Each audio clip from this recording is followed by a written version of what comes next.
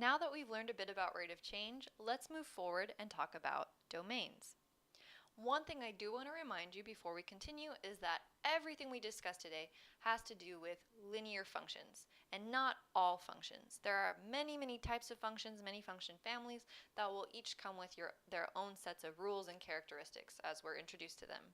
So keep in mind that what we learned today is specific to linear functions. Okay, so what is a domain of a linear function? A domain is the limit on the input to a function, or the limit on x. Limit does have a strict mathematical definition, but let's not worry about that so much today. Instead, think of what you associate with the word limit. For example, I know that there's a speed limit, and if I get in my car and drive down the road, maybe the speed limit's 35, if I drive down the road going 50 miles an hour, there's going to be a consequence, right? If I go over my limit. If I think about a bank account, you need to have money in your account to spend it. So imagine that your bank account has $5 in it and you go out and make a $100 purchase. That's probably not going to work out so well, right? So limits describe a quantity that we can't go past, right? Whether we're talking about a speed limit, a bank account, a credit card limit. There are all kinds of things that restrict possible values of a function, specifically possible values of x, the input. There is a different word we talk about to determine the limit on the input of y, the dependent variable, but we're not going to talk about that today. So remember that domain, the word domain, is specific for our x value, for our input, for our independent variable. So if I was looking at the graph of a linear equation or a linear function, so imagine, just look at this one right here, you can see that the red line goes on infinitely in both directions, right? That's what's indicated by these little arrows capping the end of the line. It stretches on forever. And when this is the case, we say that they have a domain from negative infinity, this is the infinity symbol, to positive infinity. In other words, there's no restriction, there's no limit on the domains of these functions. They go on and on forever. So for example, if I think of an equation such as, let's say, y equals 2x plus 1, I could come up with infinitely many values of x, and it would generate infinitely many values of y, again resulting in this line that stretches on and on forever in both directions. But sometimes when we talk about real-world examples of linear equations, and by real world I mean they're often called contextual examples or contextual scenarios, sometimes we have to restrict the domain. And the reason is that having values outside of a certain region just wouldn't make sense. And so let me give you an example of what I mean. So let's say that we have an employee that's making $10 an hour, and we want to know how much that person earns in total. So if I was to let x represent the number of total hours this person worked, I could create a function to figure out their total pay, where f of x, the total amount of money earned, is equal to 10 times x, right? Where 10 is the amount that they make per hour and x is the number of hours.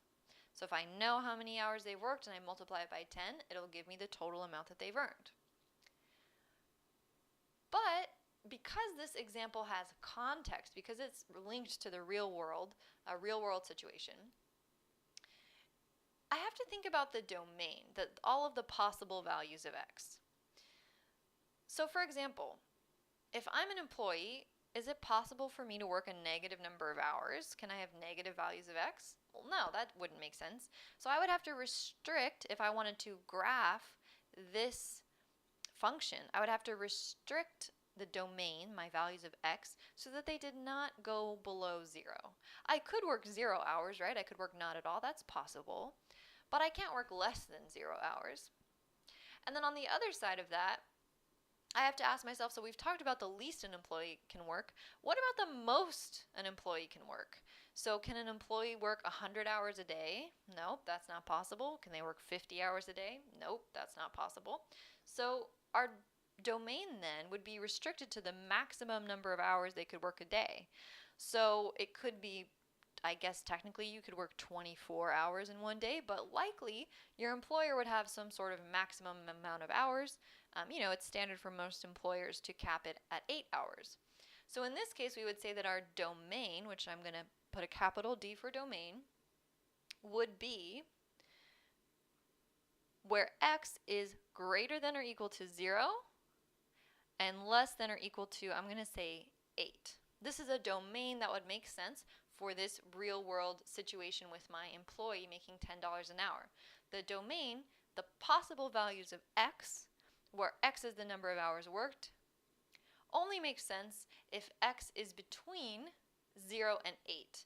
And you can see that because I've written less than or equal to on both sides, that I'm allowing x to be equal to 0 hours and I'm allowing x to be equal to 8 hours. Let's look at another example. So let's say we have this guy Dean who owes $50 to someone, and he plans on paying back his debt $4 per day. The amount he owes after a given number of days can be represented by this function, f of x equals 4x minus 50. And let's look at this a little bit. So we're saying that f of x is representing the amount of money he owes after a given number of days. And it's equal to 4 times x, 4 because it's $4 per day, times x, the number of days, minus 50 because he owed $50. So what is the domain in this function? Just like in the last example, there's a couple things we need to consider. So first of all, be very clear about what your x value is representing, because domain is directly linked to our x values. So what is x in this scenario? We want to know what is the least x can be and what is the most x can be, because we're asking ourselves what's the upper limit, what's the lower limit for our domain. So in this example, x is the number of days that he's been making these $4 payments. The least that x can be is 0, because again, you can't have a negative number of days, right? He could have made no payments. There have been no number of days he's been making this for, but there can't be a negative number. So the least x can be is 0.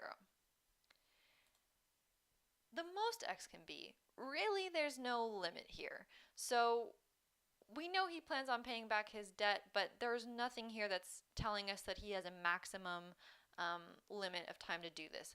So in this scenario, we're going to say that there's no limit on the number of days that he can take to pay back this debt. So the domain then is all values of x that are greater than 0. These would all be kind of valid solutions to this problem. Let's look at one more example. Lana is driving home on the highway. The speed limit is 65 miles per hour. If x is the value of her speed, what is the domain of x? So just like before, you want to ask yourself, what is x? What is the least x can be, and what is the most x can be? So let's read this one more time. Lana is driving home on the highway. The speed limit is 65 miles per hour. If x is the value of her speed, what is the domain? So they've told us right there that x is the value of her speed. What is the least x can be? So what's the least amount of speed she could possibly have? Well, if she's on a highway, we're assuming that she's moving. So I'm saying that x must be greater than 0. It can't be equal to 0. You can't park your car on a highway. So in order to be moving, it has to be any value greater than 0. And again, we can't have a negative value. It's impossible to be going in negative miles per hour. What is the most x can be? Well, they've told us that the speed limit is 65 miles per hour.